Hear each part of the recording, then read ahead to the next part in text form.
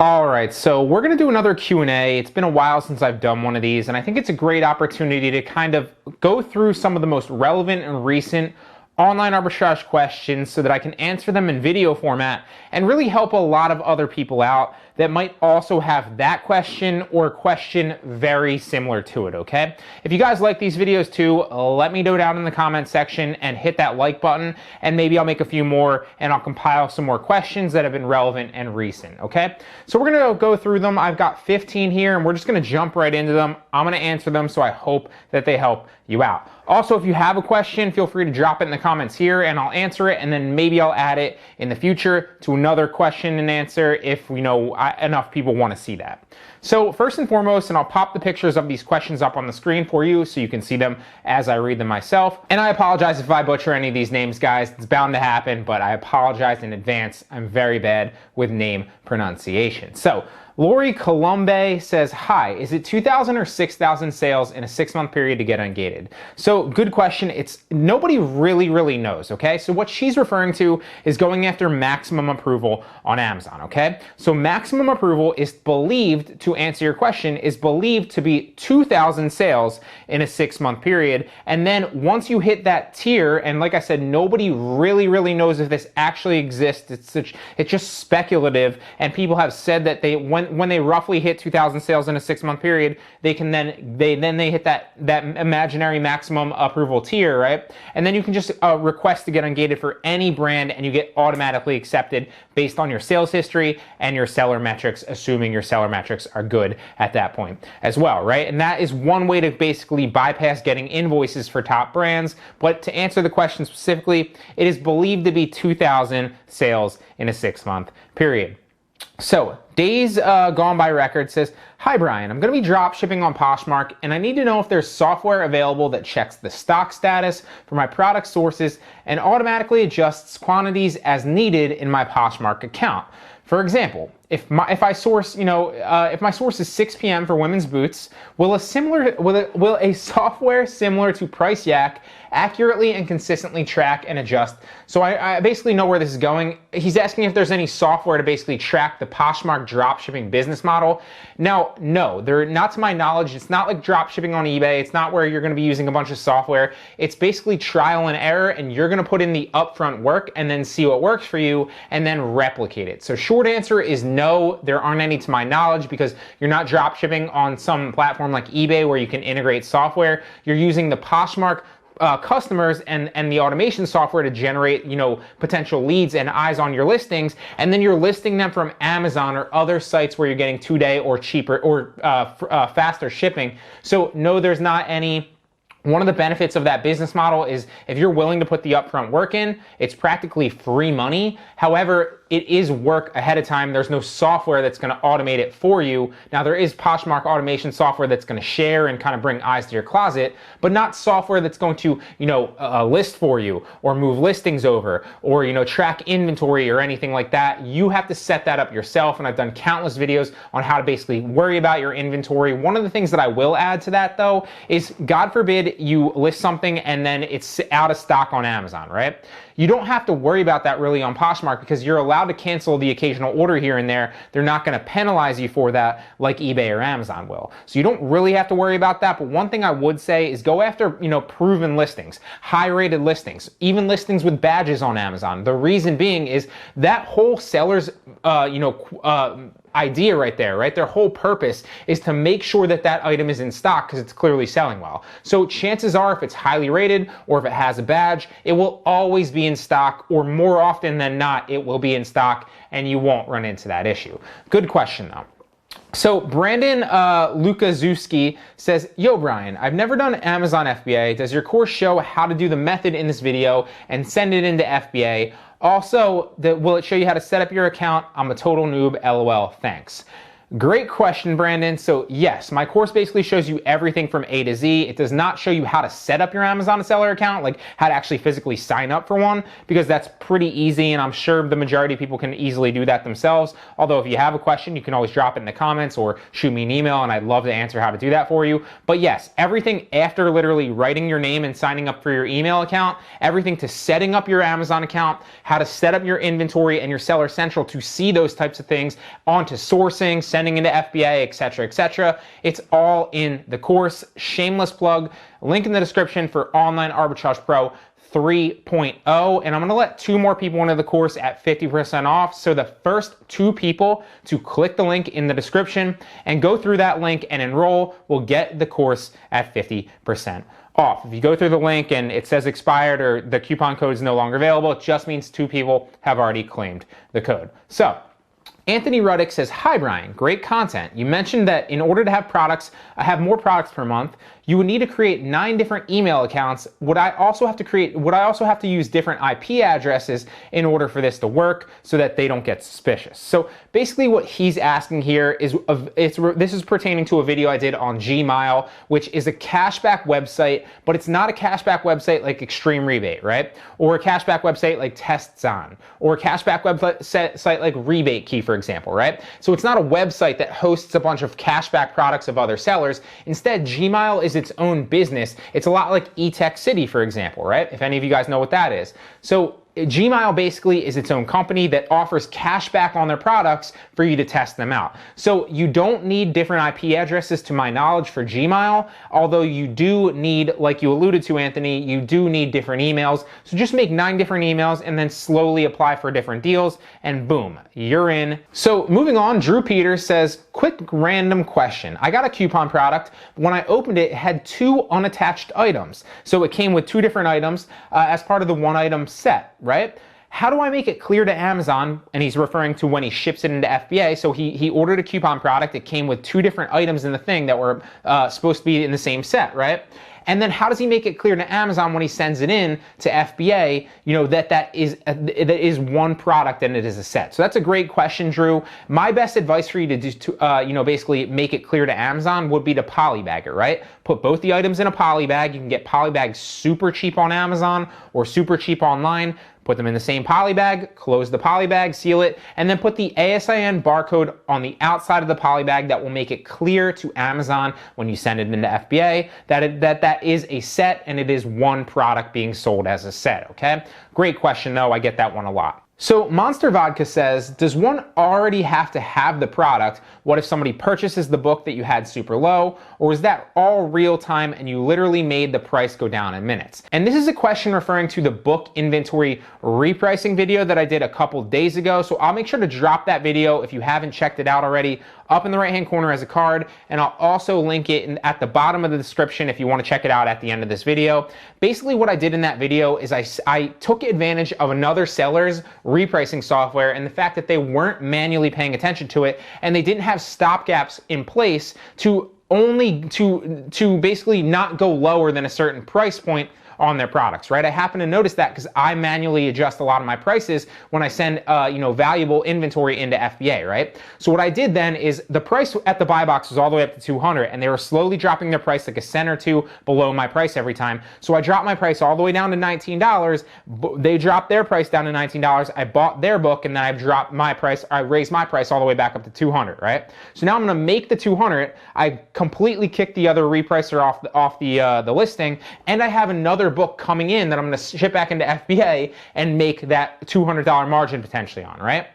So he's basically asking, you know, what if somebody purchased my book while I was doing that, or did I do that all in real time? So to answer your question, I did it all very, very fast. That's why I'm kind of rushing in the video to show you guys. If I wasn't making that video, I would have done it in like 10 seconds. That's why the video thumbnail says $150 in 10 seconds, because I would have literally dropped my price, monitored the buy box to see when they dropped their price, then I would have bought theirs or raised my price back up in a matter of seconds, right? So yes, it is always a risk when you do that and you're playing those kind of games on the buy box and adjusting prices against repricing software. So yeah, someone could have bought my book and someone could have also bought their book as well, but I did it so fast that obviously I took advantage of it and then I raised my price back up. So you do have to be careful when you're doing that. That is a good question. Chloe Shepperfield says, I've seen in some of your videos you were doing coupon arbitrage and talking about scaling up to 10K per month profit. Is this still possible, and how much investment required to get to that 10K profit level? Thanks. So great question, Chloe. A lot of people that come into my content now come in from past videos where, I was making videos like a year or 2 years ago on coupon arbitrage, where I'm literally in the video basically saying, and you can scale this up to 10 grand a month profit, because that's what I was doing a year or two ago, right? I was only focused on coupon arbitrage, and that was my main goal. So I was making about 10K a month profit just simply buying from the coupon sites and shipping it into FBA and then making the markup when I matched the buy box price, right? Or undercut the private label seller. That said, a lot of people have adjusted since then, so you can still make good money doing coupon arbitrage, although I don't recommend only focusing on coupon arbitrage for a number of different reasons, right? It comes with IP complaints, it comes with potential copyright complaints, it comes with a lot of different things proving authenticity to Amazon, and you can do all of those. I know how, and I teach them in my course. But to put it simply, I don't recommend only focusing on coupon arbitrage. What I do is I use the coupon sites to supplement my purchases, then I'll resell some back on other platforms, and I'll also resell some back on Amazon. That said, I don't scale it up, because if you scaled it up to the point to make that 10K profit margin like you did in the past, your account would almost assuredly get shut down and suspended, because you wouldn't be able to combat those claims fast enough to make the money at that 10K month mark, right? Because what comes is you get hit with a potential claim, and then you have to prove the authenticity to Amazon, which can take like a couple days to a week, right? So if you scale it up to that point, you're really risking your account. That's why there's like a good kind of sweet spot there where you don't want to scale up. What I generally recommend to people that are interested in doing coupon arbitrage now is don't scale it all the way up. Instead, you should not be focused solely on coupon arbitrage. You should be focused on a few of the arbitrages. And yes, you can do coupon arbitrage and ship into Amazon, but don't scale it up and don't only focus on that, or it's a recipe for disaster. Now, there are things things that you can essentially do to combat the other sellers to prove authenticity to Amazon. There are other things like filing a DMCA claim, basically.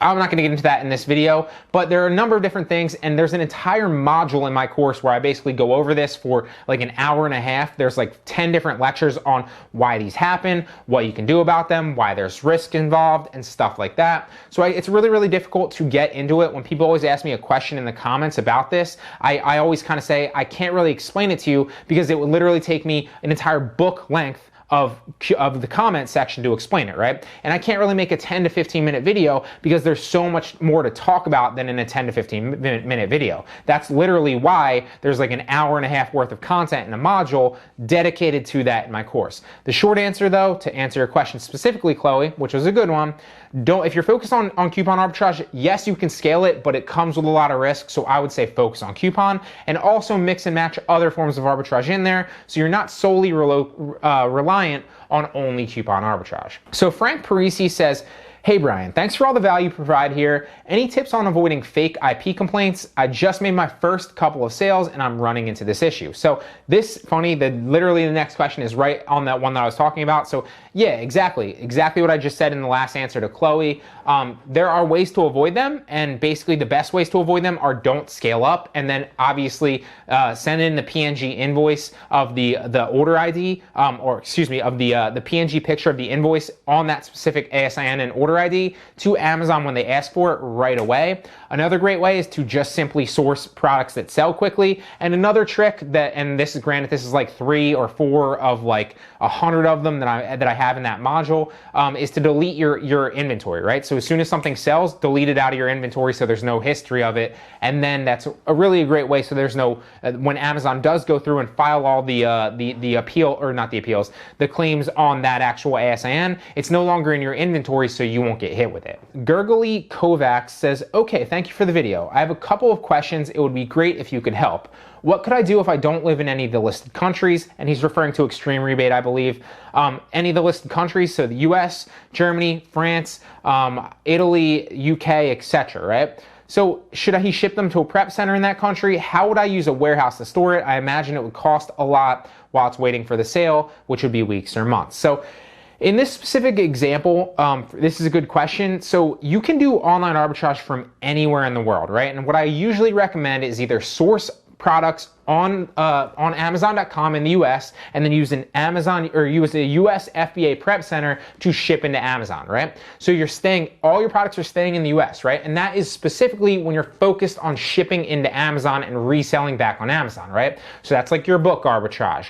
That's like coupon arbitrage or cashback if you're shipping it into FBA and reselling on Amazon. Although, like I said, I try to steer people away from that nowadays. So that's like your books, that's like your bulk deal, that's like your wholesale, that's like your liquidation, that's all that other stuff. All that stuff can be used with a prep center within the US, and you don't have to ever have to touch the inventory. You just order from your location and then you manage your inventory on your laptop from your location. The prep center handles all the inventory, the receiving, the repackaging, the relabeling, the shipping to FBA for you for a slight fee, okay? So it's usually 50 cents to $1.50 depending on the prep center, and it's gonna cut into your profit margin a little bit, but it's worth it in a lot of ways, especially if you live outside the US. And even some people in the US elect to go this route as well because you don't have to spend the time to do all that stuff yourself, right? So it's worth it to some people. That said, it sounds like he's specifically talking about reselling back on he's specifically talking about cashback arbitrage. So he's talking about reselling back on eBay or Poshmark or Mercari, right?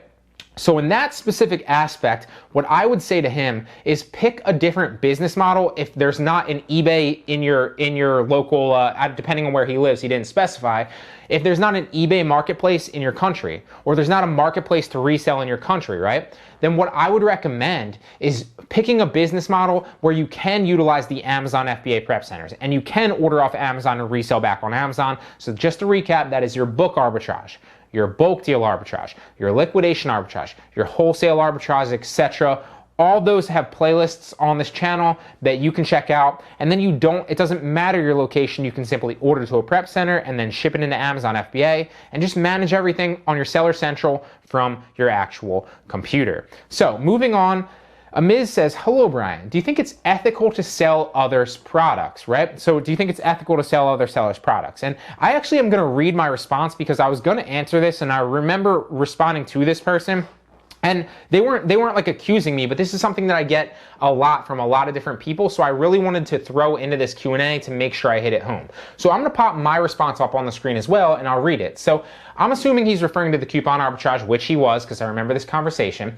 And in that case, yeah. Why wouldn't it be, right? Why wouldn't it be ethical? It's a free market. They're offering their products at a discount for buyers, and that is capitalism. They're literally driving the potential value of their products down by offering some of those products for free on cashback websites or for cheap on, on coupon websites or anything like that, right? To basically drive sales and potentially get reviews, right? So it's a give and take, right? They're literally driving down the value by giving their products away. So I get it from both sides, obviously, because I've been a private label seller and I understand the ranking process of ranking a private label, product listing and why it's important to do those types of things. That said, this idea that you shouldn't buy someone's product with a coupon code or, buy somebody's cashback product and then resell it out of some respect for that private label process literally makes zero sense to me, right? You owe nothing to that seller just because they listed their product on a coupon site. You owe nothing to that seller just because they listed their product on a cashback site. And this idea, this warped mentality, I believe, comes from private label sellers that are frustrated that people are buying their products, and I've been that person, so I get it, buying their products and reselling them on other places, right? A perfect example of me in a private label sense doing this is I used to give PayPal refunds to people in Facebook groups, right, for my products, right? And quite often I would see my same products show back up on eBay being resold, and I never once cared. The reason being is I offered that person that product for free for a PayPal refund, got my review, got my sale. It's a win-win for both parties. So the fact that you should kind of respect that that's their product and you shouldn't resell it, A, is completely, I just don't understand, and B, it's unethical not to, because the first sale doctrine, and depending on where you live, that might be a little bit different, The first sale doctrine grants you reselling rights, so you are allowed legally to resell any product that you've gotten, okay? So you are allowed to resell it. I don't see any ethical dilemma with it, although I'm not here to force my beliefs on you. I'm just explaining it to you how I feel about it. So if you have an ethical dilemma about it, then you don't have to go that route, right? You can just focus on other forms of arbitrage. There's an arbitrage for everybody. You can focus on wholesale, liquidation, books, bulk deal, whatever you want. You don't have to do that. I see no issue with it, but to each their own, and you guys can make that decision for yourself. I get that question a lot, so I wanted to really kind of hit that home. So Oscar Martinez says, great stuff, bro. Definitely some great recommendations. Is Jungle Scout mainly good for OA, or could it be used for wholesale and RA as well? So this is also a great question. I wanted to throw it in here because people always ask me, how to use Jungle Scout for different things. So I specifically use Jungle Scout for online arbitrage when I'm focused on reselling back on Amazon. By the way, guys, Oscar has a great channel. I'll make sure to link his channel at the bottom of the description, and I'll drop a card to his channel up in the right-hand corner. It's basically a first-hand look of his entrepreneurship journey, which is really, really, valuable for new entrepreneurs just getting into it. He gives you, no fluff, no kind of BS. It's literally straight to the point. This is what his experience is, and this is what you can learn from it. And it's also some, personal finance videos sprinkled in, which are really helpful as well. So go check his channel out. Oscar's a great dude. But to answer that question, it only mainly focuses on online arbitrage that's reselling back on Amazon, because Jungle Scout's the main goal of Jungle Scout and the way that I use it is to show you, and we're talking about the extension, right? We're not talking about the private label product research. So to use the extension, right, it's going to show you the sales velocity of a product listing on Amazon. So it can work for wholesale if you're planning on selling those wholesale products back on Amazon, because it's going to show you the sales velocity of that wholesale listing, right, on Amazon. So it'll give you a good indicator of whether that's a good product and how many of that potential product to buy. And obviously that's relevant across all the business models where you're reselling back on Amazon, where you're seeing, me basically use that Jungle Scout Chrome extension to estimate sales velocity of that product listing. However, it doesn't work for RA because it only is on your computer. It's a Google Chrome extension. To my knowledge, at least, Jungle Scout doesn't have like an app, although that'd be really cool. So you can't really bring your computer into the store with you and check the sales velocity on the Amazon listing. So there's no way to scan it from your phone. So for that reason, it doesn't really work with RA, although that'd be really cool, and hopefully they introduce something like that in the future. So Loving It says, is it allowed to use your Amazon Prime account for arbitrage purposes? And the answer is yes. You're allowed to buy and resell on Amazon Prime. I'm not going to get into this again because I've gotten into it a million times, although I did want to hit it home because people still ask me this question to this day. So yeah, you can definitely use your Amazon Prime to buy and resell, okay? The whole reason that that's in the terms of service is to combat drop shipping. And if you look at the economics of it, and I've hit this home a million times, Amazon makes not just one sale off you doing that, right? They make money 4 different times, right? Because they make money off the person in the fulfillment center, then they make money when you buy it off your Amazon Prime, right? Then they make money when you ship it into FBA off the fees, and then they make money again with the sale, right? So they're making double sales off you doing that. So yeah, there is a clause, to put it simply, there is a clause in the terms of service that says you can't use your Amazon Prime benefits with the intention to resell. Although I've been assured over and over and over again by sales reps from Amazon specifically that this is only really in the terms of service to combat drop shipping. There's 2 main reasons it's in there to basically prevent, and they don't really kind of execute on it. It's just in there in case they want to. The first is for people that are drop shipping. So using their Amazon Prime benefits, right, to order to a bunch of different locations because they're drop shipping they're from their Amazon Prime benefits, right? So they're using Amazon's fulfillment centers and 2-day shipping to order to many different locations. That's first and foremost. The second reason it's in there is to basically, they don't want people using the same Prime account with family and friends, essentially, right? So that would be like me having a Prime account and then my girlfriend using it, my mom using it from a different address, my sister using it, my other sister using it, and then maybe a friend using it as well, right? They don't want that, and they also don't want you drop shipping. So to answer simply, yes, you can use your Amazon Prime benefits to resell. You're allowed to do that. I've talked to countless reps doing it, and nobody in any of my courses, nor myself, has seen any issues with this ever. So it is an old wives' tale, a lot like a lot of the wives' tales, right? Where you can't basically hop on a listing and match the buy box with Amazon. Wives' tale, I've cracked that. Okay? Same thing with this. It's a wives' tale that's floating around the online arbitrage community that you're not allowed to do this, and Amazon's going to strike you down with their metaphorical, Zeus lightning bolt. Doesn't work that way, but if you're uncomfortable with it, simply don't do it. So 3 more really fast, and we're gonna power through these quickly. Lori, again, with another great question, says, hi, just curious, did you get us approved with your store receipt for 10 products? So that was originally based on a video that I did where I was buying from Nike outlet, and I was basically trying to, basically see if I can get ungated with that Nike receipt from the Nike outlet. So I'm not buying, with a distributor, and I'm not buying, from wholesale or anything like that. I wanted to see specifically if that receipt would work to get ungated. So I didn't actually do that. I actually left to go to the mountains literally like 10 minutes after I made that video. So I didn't have time, and by the time I got back, that deal was not there. That said, I tried it with a bunch of Columbia jackets from the Columbia store, from Columbia.com. So I'm still trying it. I'm just trying it with Columbia right now. And if that works, I'm also going to try it with Eddie Bauer, I think. And then if that works, I'm going to see if I can do it with Nike as well. So I will definitely keep you guys updated to see if that store receipt worked to get ungated. But I'm feeling like it will. But we'll see. Probably a couple of days I'll know for sure. So if you're seeing this, Lori, or anybody, just make sure to comment, not on this video, because by the time this video drops, I probably won't know, but maybe on the next video for sure, I should probably know. This is a funny one. I added this in there because I usually ignore these types of things, these troll comments, but I was actually, I really wanted to respond to this, and I wanted to make sure that I hit this home for anybody that's kind of having these issues, number one, or anybody that's scared of taking action. Fifth Dimension basically says, don't, and he's referring to the cashback arbitrage on Extreme Rebate. So I'm going to hit what he said, and then I'm going to read my response to it, and I'm going to elaborate on that a little bit more. Fifth Dimension says, don't do this, anybody. It's not free.